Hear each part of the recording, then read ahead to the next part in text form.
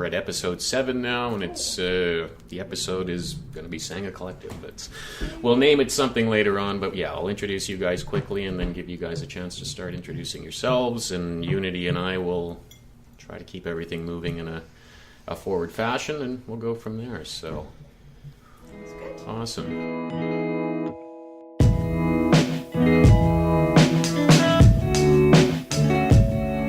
So I guess we'll begin. Is this our countdown? This is our countdown. 3, 2, 1. We're live now. Well, we're not live. Nothing's going live here, ladies and gentlemen. But we are recording. I'm Cobb Keane, and this is Unity Marguerite. And what are we doing here today, Unity? Today we're sitting down with our second guest. No one heard the first guest. And sorry, Cobb. We had technical difficulties. We'll bring Caroline back. So we have the Sangha Collective from Vancouver Island, and it's 3 women: Anne-Marie Fisher, who is the CEO, Vanessa LaBelle, the Chief Operations Officer, and Sarah Lovegrove, the Chief Engagement and Advocacy Officer. And they came over on the ferry this morning, I believe. Yeah, we did. We did early. Thank you guys so much for joining us. Yeah. How was the ferry ride over? It was nice and quiet. It was super quiet. Yeah. 6:15 sailing. Yes, it was very nice. And We're all early quiet. birds, so Yeah. it's not a big deal. 6:15 is really early. And it is technically a holiday Monday. I realized that in my Evo drive over. Where I know. I this just realized that some, yesterday. I was like, oh, it's a holiday. well, being self-employed, you kind of lose track of those holidays, right? So it didn't dawn on me. and I until- regularly work like holidays, so it Yeah. doesn't really. It's like, oh, extra money day. But Well, we got you working today, so yeah, We're I happy might to. have to crack the whip here. It's going to be a busy one. There's a lot of mouths that we need to get talking, and we also have Liam Couture joining us from the Village Bloomery, and I just wanted to thank you, anyways, to start off for being so hospitable with this space. This is a beautiful space, and quite honestly, the sound I don't think has ever looked better with so many folks sitting around. So thank you to the Village, thank you, Liam, and yeah, let's get started. So Sangha education. collective. Anne-Marie, talk to us a little bit about it. What's the idea of the collective, and what does it do? Sure. So Sangha Collective kind of came together recognizing there's a lot of gaps within the industry in services. Not necessarily wonderful minds wanting to do stuff, but as far as wraparound services, there's a lot of people who are kind of fledgling or floundering within the industry who are really looking for that support, that supportive network of professionals to wrap around them and give them that support to lift off. So what the idea of the collective is that we're collecting a bunch of talented, proven professionals that we're really big fans of. We're collecting them under the Sangha wing, if they so desire, to offer their services to our clients. So our clients are entrepreneurs, startups, some established businesses who are just looking for that extra support and extra those services to level up within the cannabis industry, and we support that. So a big part of that too is consultations and coaching new people within the industry, and really from there understanding their needs, and then building people from the collective around them to support them in leveling up within the industry. So When you say leveling up, expand leveling on up, that. I want to know what leveling up that's a is. big Her term. It's a big term. Yeah. So I think there's a lot of people that are that have these big ideas, have the ambition, but a lot of them might be fighting stigma, might be new to the cannabis industry, and might see it as intimidating.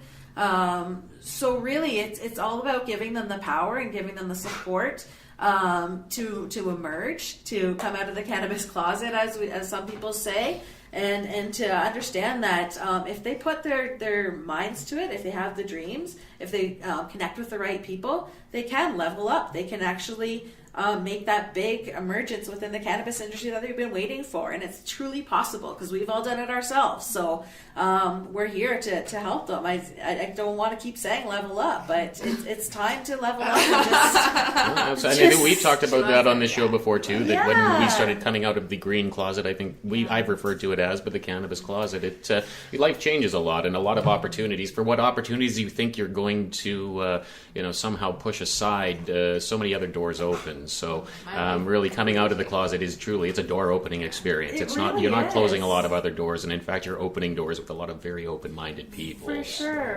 And we have incredibly intelligent. Oh yeah, forward-thinking people. We have clients that are like, I have, they're from education, or they have this medical background or something that they really have to offer, and there's just waiting for that time to emerge, and we're about kind of showing them what talents and gifts that they bring to the cannabis industry, and showing them that they don't have to be afraid, and that we're here for them, and we've certainly coached a few people so far, and we're ready to make some big emergence with those people as well, and they're ready to go, I think.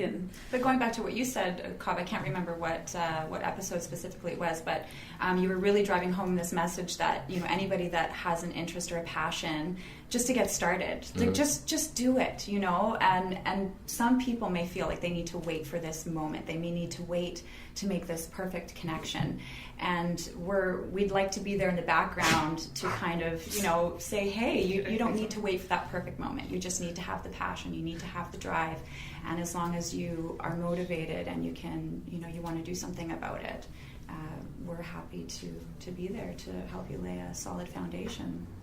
Well, I think it's just it. It's just getting started in whatever it is you're doing, whether you're a medical professional, whether you're a healthcare professional, whether you're an artist, whether you're a content creator.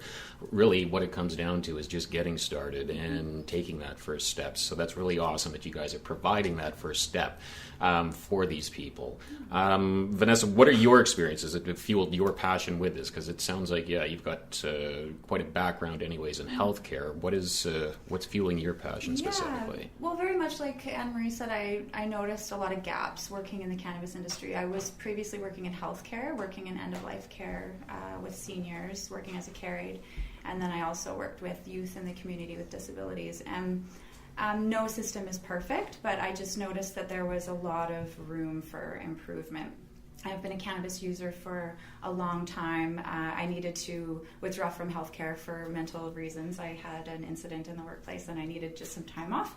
So I went back to an administrative role. That's how I found myself in the cannabis industry. It was not an industry that I sought out to work in. I very much fell into it, which, hearing a lot of people and how they got into cannabis, it sounds like a lot of people kind of fell into it. There's many people that started with a passion, a lot of growers and shop owners, but there's also many who just kind of, an opportunity fell into their lap, or they found themselves somehow involved, and I would consider myself to be one of those people. So in working in the cannabis industry, working in the gray space for multiple online companies under one kind of major company, I just noticed a lot of gaps in the sense lack of information, especially post legalization. The number of emails increased after legalization with very simple questions, questions that I thought this has to be kind of generalized knowledge in terms of the cannabis plant. But there's so many people that don't have access to this information, and so I thought there has to be more options out there for people. It's not bad. It's a great thing that somebody can email an online dispensary or go into a storefront and gain information. But Unity, as you've mentioned on some of your videos, like you can't go into a storefront anymore and get the same kind of information, which is why I love your videos. You're giving really helpful information, and Cobb yourself, some of the reviews, people that are giving reviews on strains, I think are doing a wonderful thing for consumers out there because the information is so limited. So again, that's where Sangha kind of comes in. We want to help bridge the gap between the information that is out there but that isn't readily available, and making it applicable and relatable to people, accessible. There's a gap. I've been really diving deep into licensed producers' social media accounts and what's happening, and there's very little education happening on their social media accounts, and so there really is a need for what you're doing because there's a massive gap in getting education and information to end consumers so that they do have safe consumption practices. I think one of the biggest disappointments, personally I'll say, about legalization is how it very much hindered the ability to share information.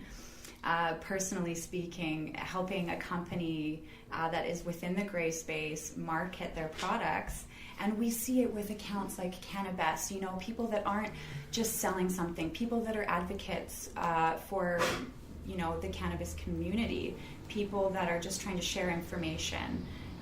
And they have their accounts deleted, or, you know, their accounts are targeted, or they get blocked. And, you know, this is not helping the spread of information. This is not helping greater understanding. So it's really frustrating that, I mean, it's great. It's great how far we've come, but I think that there's still a lot of room for improvement. So. And you guys are a not-for-profit organization, I'm assuming, or how do not-for-profits play? How do they play a role in sangha? We're a huge supporter of not-for-profits. New Leaf Outreach being one of them. Sarah, you work a lot with New Leaf. Who brought New Leaf and that group into the fold? Me. That was your connection, yeah. Yeah. Okay. Can you speak to that? Yeah, so back in end of November, early December, I started working with New Leaf. I started working with them just in the capacity, like, I'm a nurse, I'm a registered nurse, and I'm had some extra time, and I just, like, I've done a lot of, like, personal, like, sort of self-driven research on cannabis for my own personal reasons, and then, like, sort of explored that further and offered sort of to collaborate and sort of built a relationship from there. And I've, like, really developed, like, a close relationship with everyone in the group, and work really closely with all of them, like, from, like, everything from, like, meetings weekly to, like, their harm reduction work and everything like that. So, and we've sort of taken on a bit of the arm of the cannabis program, the development of that. That's really sort of my involvement anyways, is the cannabis program anyways, and we're sort of ready to take, like, the next steps in at least, like, exploring what it's going to look like and how we're going to look at it within the legal space and everything like that. So we're taking that on as a group because, like, we all have a collective passion, I guess, for it, for different reasons and different involvements in different ways. So we decided to take that on as a group. So Speaking to that, do you mind if I ask what your personal connection is? You had made mention to that, and I'm going to ask each and every one of you, but Sarah, please go ahead and let us know what your personal connection is to cannabis. To cannabis? Okay, so I started using cannabis back in 2016 for anxiety and sleep support as a nurse, and losing my father slowly to dementia over the past few years. I've just been using it for anxiety and basically things like that. And over the years, so I used to live back in Ontario. I'm from Ontario originally. I lived in Toronto, and then ended up moving here in August 2017. And I sort of, when I got here, I always bought sort of gray market cannabis back then in Toronto because that was really the only option. But it was actually always BC cannabis. Like, I bought it from a BC cannabis store. So that was really telling. Yeah. But then I moved here. I then sort of started exploring the gray market here, and just fell in love with cannabis here, craft cannabis here. And then but using cannabis in a lot of different ways medicinally, and then also doing research on it and exploring it and meeting new people and meeting people at New Leaf and meeting Anne-Marie and Vanessa. And, like, I've only met all these people since, like, October. You're the earliest one, but October. So, like, my life has really changed. I went off work in mid-October. I'm an ER nurse, and I went off work medical leave for PTSD. It was just, like, stress leave at the time, but since then I've sort of, like, discovered, like, PTSD diagnosis and more complex things like that. So it's been, like, an interesting journey with cannabis, and that's really what it's brought me here. It's brought me to these ladies. It's brought me to New Leaf, and it's, like, brought me to a lot of different people. So if it hasn't expanded your social circle and your social family, or you're doing something wrong in cannabis. It's a very welcoming place for them. Extremely. Like, I built an entire family. Absolutely. Like, my life has changed an incredible amount in the past while, and, like, I've lost a lot of people, but I've gained, like, even more in a lot of different ways. So Speaking of family, Anne-Marie, how has it affected your relationships with your family? I know it's probably affected everybody a little bit, but what's your specific experience? Sure. So I've been a cannabis user for 18 years, and I'm not very old. So I'm 35 years old, so it's been the majority of my life. I was actually introduced recreationally by my family, by my sisters, and we still very, very frequently will indulge together as a family. But my cannabis use was I wouldn't say heavy, but regular as it is now. I think I realized the medicinal effects or the therapeutic effects of it before I actually knew it was a thing. So I was smoking, back in the early 2000s.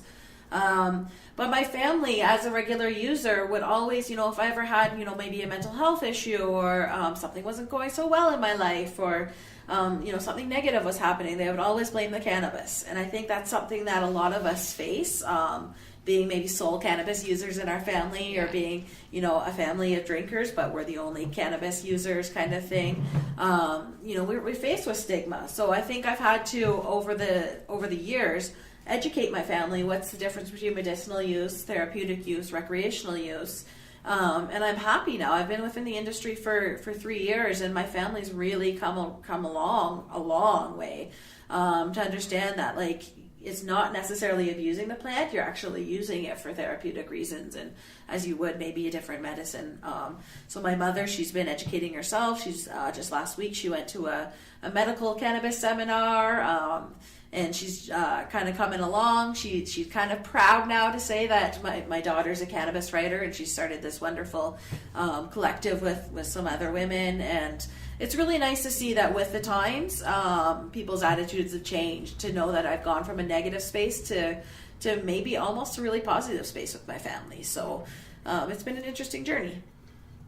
Very nice. And Vanessa, your use? Recreational, medicinal? Yeah, my use started out recreationally, and I would consider myself really lucky in the sense that I had a family growing up. My family has been in BC for a long time, but cannabis use was always something that was really accepted. I've smoked joints with my grandmother, my cousins, and my uncles from the time that I've been quite young. I won't say what age, but I just, cannabis was not something that was vilified. It was something that was accepted, and, my uncle used it for medicinal reasons. So it was very much seen as something that could be used in both ways.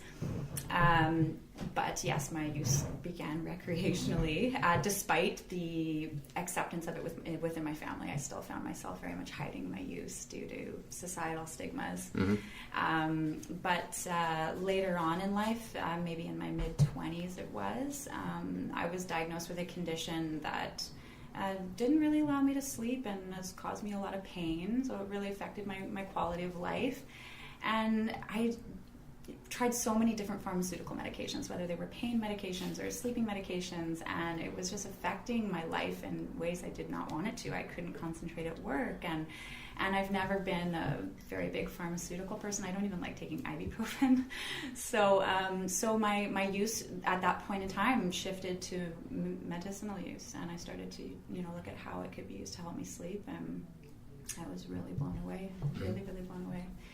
Yeah, and then when I entered into the cannabis industry, that's when my knowledge really was, oh my God, it just expanded tenfold. And I started to, there was gummies and there's concentrates and there's all these things that you can't just smoke cannabis. Well, you can, but you don't have to just smoke cannabis. So that transition was nice. Oh, we've got dogs. I was going to say, we're going to do a couple more introductions here, ladies. Who else do we have with us here? We normally have our mascot Link, Unity, and I, but who else is joining us today?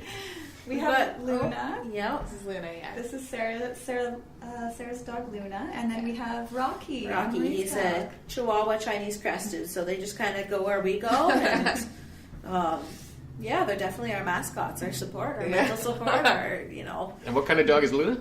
She's a Bernedoodle, so half Bernese Mountain Dog, half Bernedoodle. Yeah, she's that's second awesome. generation, so that's why she's kind of unique, but she still has the markings, and she's kind of a bit of a disaster. She hasn't been groomed in a while. In case you've heard of anybody, for having the dogs in the house. Yeah. Well, thank you to Liam and the village. We That's love dog-friendly spaces. Yeah, we're really happy because we last minute decided to bring them, and just because they're just.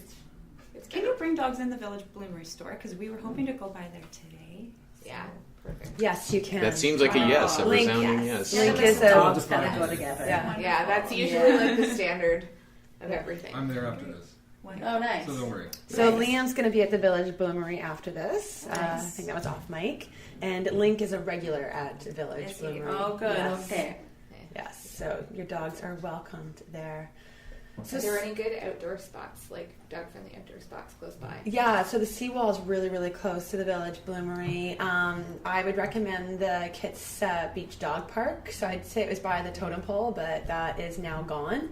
So it's right near the, not the planetarium, it's right at the foot of the Burrard Street Bridge. What's the road? Doesn't matter. Oh, We'll find it. We'll Yeah, Google you'll map find you. it. Yeah, exactly. We'll get So, you there. Valley yeah. Garden. I'll see a function. I don't know, Yeah. but So back to the podcast. sorry, super distracted always by dogs. That's probably not bad info for a lot of our listeners. So you were saying that you work shift work, and I would imagine that's a really, really challenging thing, switching around your sleeping patterns all the time, and you mentioned that your father is at end of life care. Yeah. So how has cannabis supported you in both of these I think aspects? just like mental health support in general, like just sort of wrap around mental health.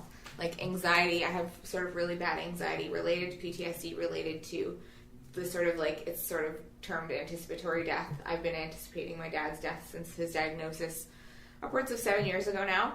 So like, and with way earlier symptoms. So like he's verging on like the very, very end, and he's in Ontario at his like end of life. So yeah, he is at that point, and that's just like a really obviously difficult thing. He's in his 60s.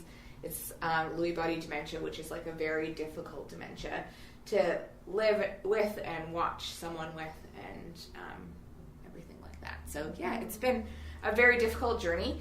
But just anxiety-wise, shift work, sleeping, instead of using things like benzos and sleep aids and like really more difficult drugs, I've chosen cannabis, and it's worked wonders. And it helped me like maintain a pretty even schedule until I had to go off work. So yeah, it's helped me with that, and just PTSD related to nursing, and that's the reason I'm off work on medical leave. So the symptoms of that, as we all know, are treated very well with cannabis. Just the sleeping in general with nightmares and things like that.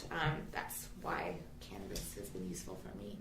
I'm going to throw it out to CBD, THC. Is there a combination? And I'll ask each of you how you Any guys and treat all? with I don't know. any and all. Yeah. Yeah. Do you find there's anything Both. that supports anxiety more than Anxiety, CBD to me. Mm-hmm. Like I have a pretty sort of regularly like you'd schedule. Like I use like capsules on a pretty regular basis, like in the morning and at night, just for sort of baseline support. And then I use we just sort of smoke joints on a regular basis. Yeah. And yeah, just edibles and like CBD oils and stuff like that. I don't know, just sort of a mix. I have learned what works with my body, and I've learned sort of not to tell people exactly what I do, because everyone's different. Yeah. And everyone's experiences. Like I have to use very high doses of edibles and things like that, and I don't recommend that to other people. Mm-hmm. You know, that's just safety. And so I don't like to use my sort of regimen to recommend it to other people, but I like to work with other people to figure out what works with them. Absolutely. So yeah. Vanessa, what works for you?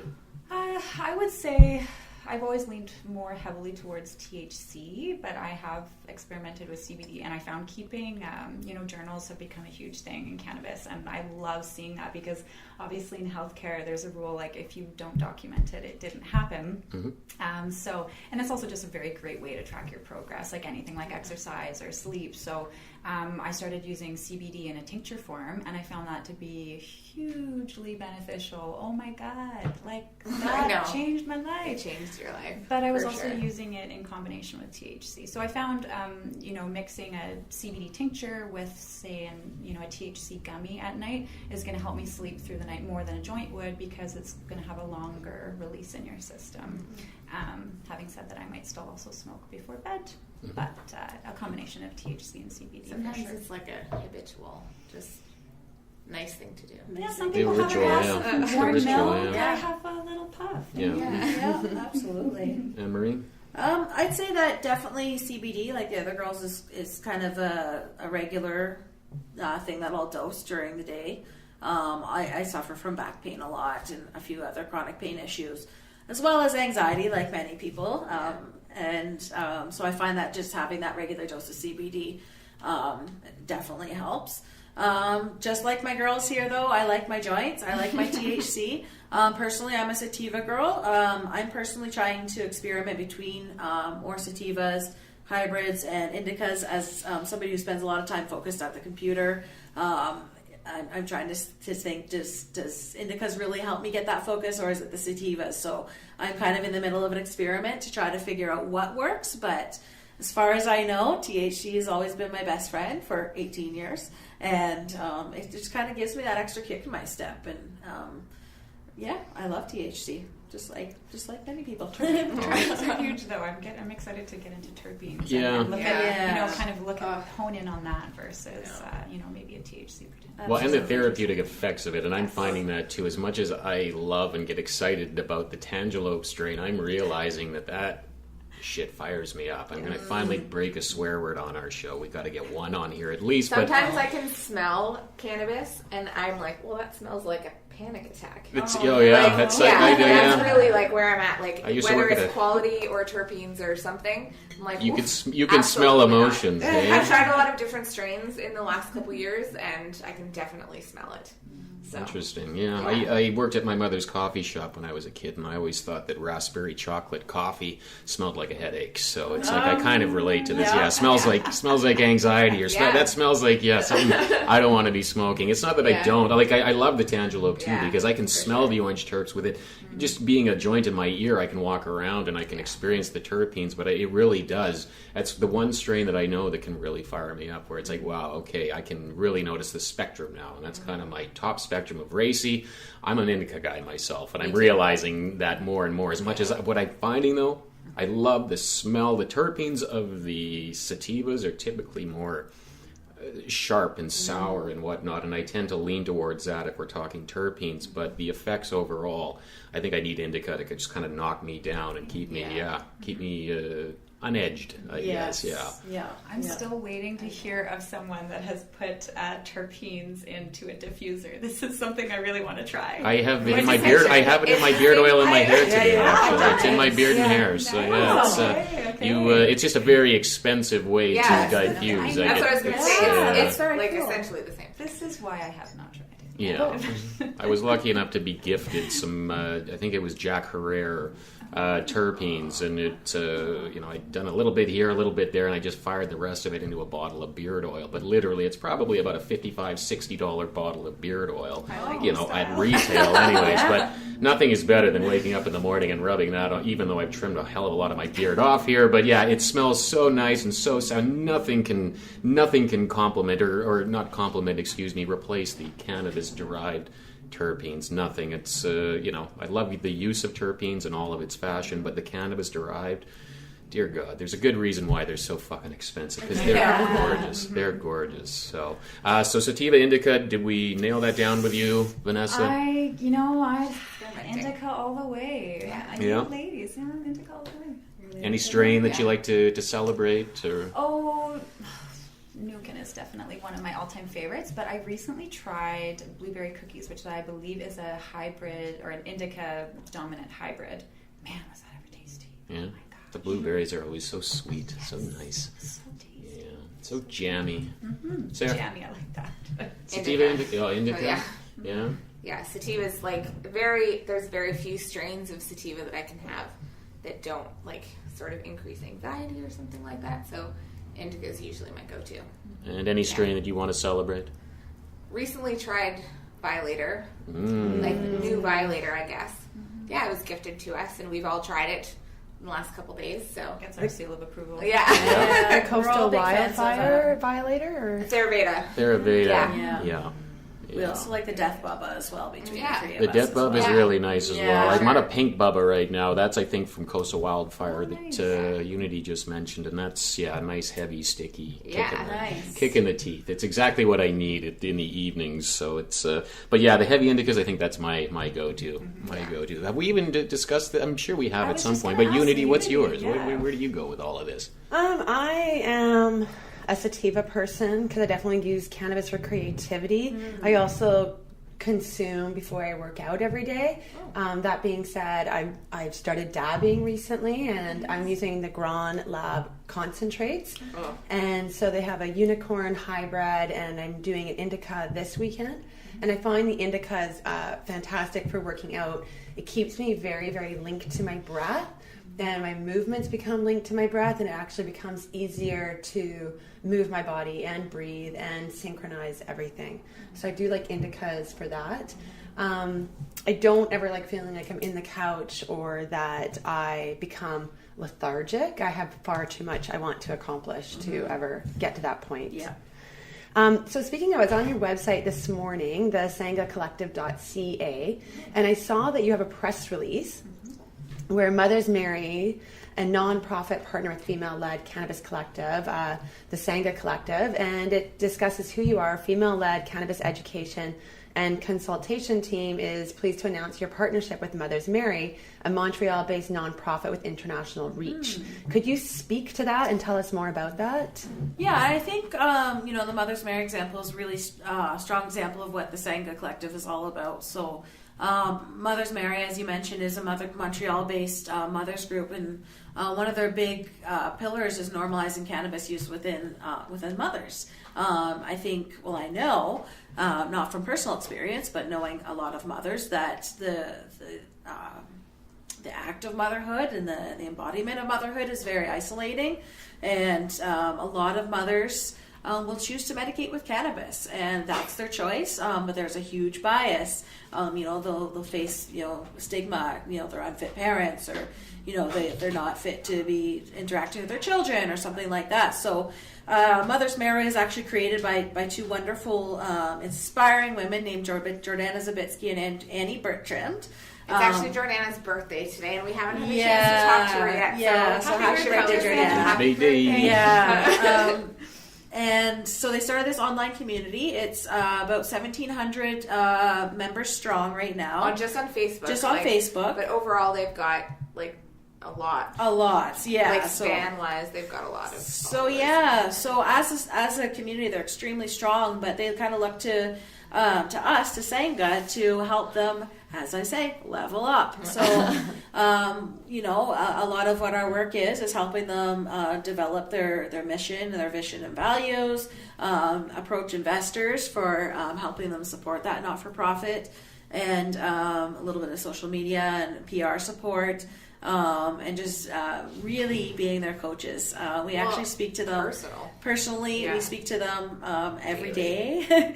We spend a lot of time with them, just kind of being their cheerleaders. Is a challenge. Yeah, we have a time change. But luckily, we are both from Ontario, and somehow still both on Ontario time. We're on Ontario time, so we're usually we tend to get up at 4 or 5 a.m. and we have Facebook chats on a daily basis. Yes, but video chats. Absolutely. It's just about being their cheerleaders and providing our services from the collective as we can. So Mothers Marry is a very strong example of where the collective supports.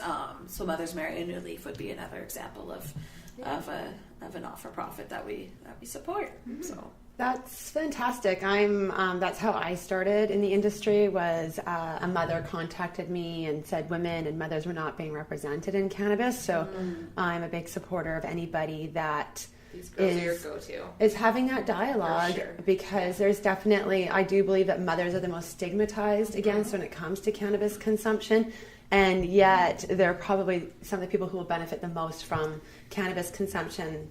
And so that's fantastic. And they're really expanding as they were sort of founded as a mommy group on Facebook. That's really where it started, is a Facebook mommy group, but they've expanded to this women's health empire of just supporting women's health. Neither Anne Marie or I are mothers, and they've accepted us into their group as a supporting member, and they had a very strict rule before, just moms. And it was kind of nice. It's just they've expanded, and they've really opened their reach and their hearts into all of women's health issues. Female experience. I think it's a really hot topic right now. It seems that there's a lot of discussion around that normalized glass of wine at the end of a work day. But women who might enjoy a joint or cannabis in some form at the end of their day, it's not seen in the same way.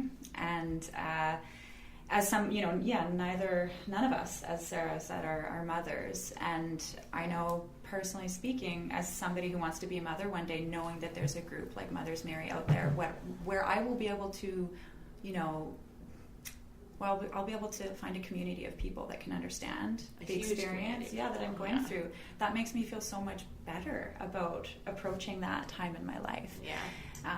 I have been with people that said, you're going to have to choose between having children or having cannabis in your life, and I don't think that is an ultimatum that any woman should have to make. I'm sorry, it's but heartbreaking. I think the choice is whether you're in my life or not in my life, and I think you're out of it. That's basically where we've all gone. But So to speak quite honestly, before the discussion around cannabis has become even as normalized as it has, there was a part of me that thought, wow, okay, I'm going to seriously have to consider having this in my life because I know that I'd like to be a mother. And so I don't think any woman should have to make that choice. Yeah. So, good on you, Mother's Mary, for supporting such a large group of women. Mm-hmm.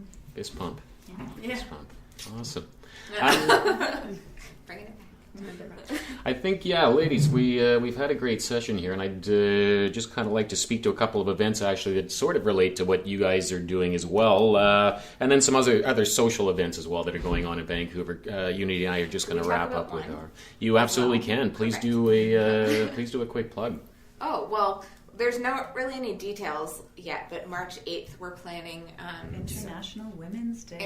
Women's Day. We're sort of planning a launch of Sangha Collective, I suppose, and a celebration of International Women's Day in Nanaimo. We've been running 3 now, just cannabis networking events in Nanaimo on a monthly basis since December. The first one just being Anne-Marie and I.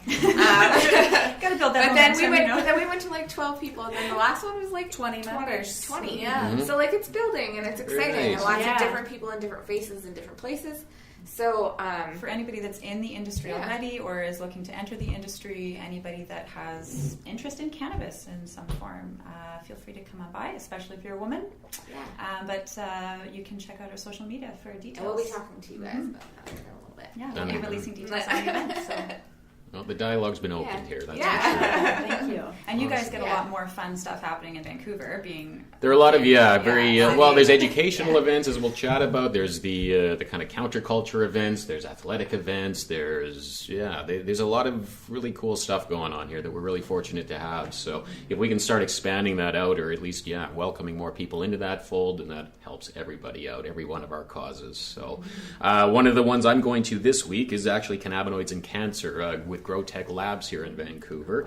That's Thursday at 6, and that's actually with Professor Dan Peer out of Tel Aviv. So we all know that there's a ton of research coming out or coming from that area, and this will actually be a pretty eye-opening experience, I suspect. So I don't know if tickets are still available, but check it out, Cannabinoids and Cancer, and that's with GrowTech Labs this Thursday.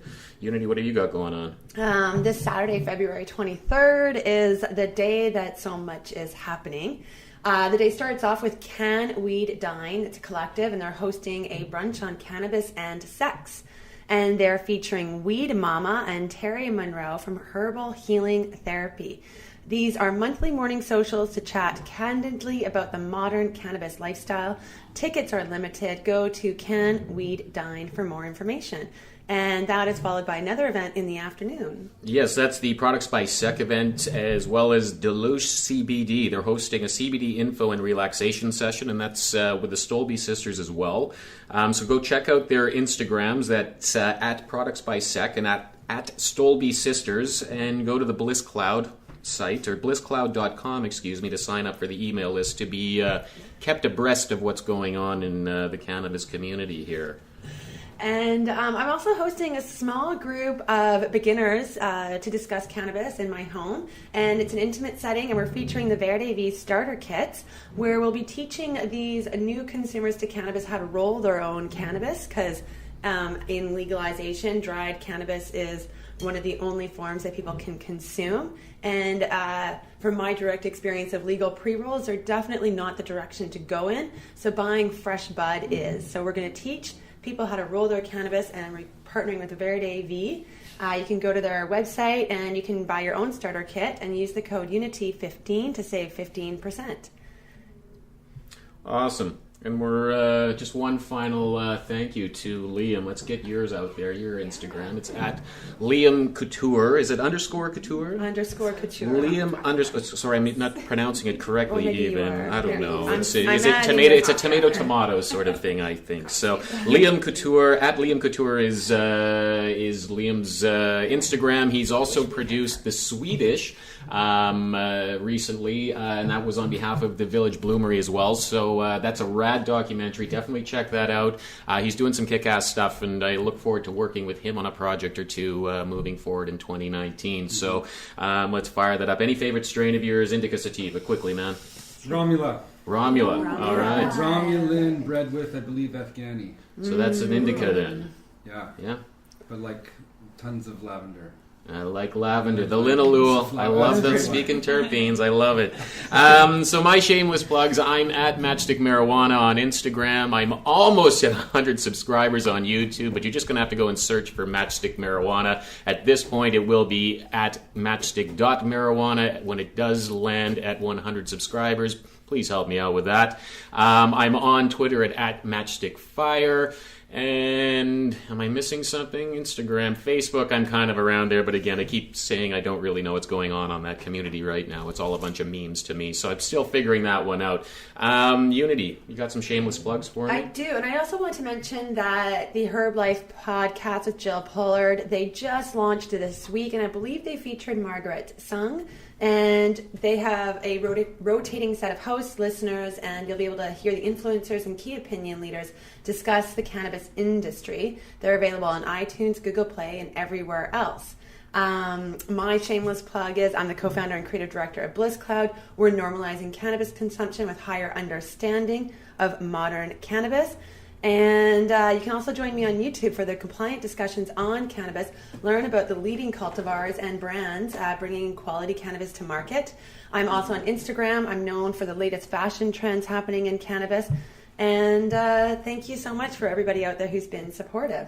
And we have been very focused on this group of women as one, the Sangha Collective. Yeah, each of you do have your own personal Instagram accounts of what you go by. So how are people going to be able to find you as individuals and as a collective? I still think I have yet to take mine off of private, but I'm V Labelle, just at V Labelle. It's not even my face. V Labelle. Thank you. Feet. See, it's my legs. Feet, yeah. So. Yeah, Anne-Marie. We're working baby steps. I'm at Canarite, so I actually own a cannabis content writing company as well. So at Canarite. Yeah. An incredible business. Well, thank you. Yes. And I'm just at Nurse Lovegrove is my personal one, I guess, personal business, whatever. And then New Leaf Outreach for the organizations and Mother's Mary HQ. Mother's Mary _HQ. _HQ, yeah. And if you want to check out the Sangha Collective, we are at Sangha Collective. Sangha _collective. Sangha _collective. Yeah. Thank you. To be specific. And also, Bliss Cloud actually featured Anne-Marie last year. So you can go to Bliss Cloud, go under the 5, and learn more about Anne-Marie and Canarite. And that's how we initially connected. We did. So that's exciting. Yeah. And we have the Costa Rican. We have a Costa Rica connection. We both spent time in Costa Rica as writers. Yeah. Well, pure vida to that. Pure vida to that. Awesome. Well, we're going to wrap everything up here. Please do subscribe to us on Spotify as well as iTunes. Do subscribe to Unity's YouTube as well as mine, where the podcast will be posted. And thank you guys for your continued support and listenership, if that's even a word. So wrapping up, thanks again, ladies. It's been so wonderful doing this today, and I look forward to doing this again and following up with you and supporting your success in the future. Thank you for having us. You Thank bet. you so much. And Unity, thank you again. Thank you. This is so exciting to have 3 guests. You're our first multiple guest experience, so thank you for Fingers joining crossed. us. Well, thank you again to the Village Bloomery for having us, and thank you for having the dogs in here. It's Yeah, really this is wonderful so great. space. You So- bet. Thanks for bringing them. Awesome. Yeah. I think we're all wrapped up here, ladies. We'll let it flow. And Sorry there you about that. go. Okay, got that camera up there. That was... Why went by so fast? Sorry about that. Oh no,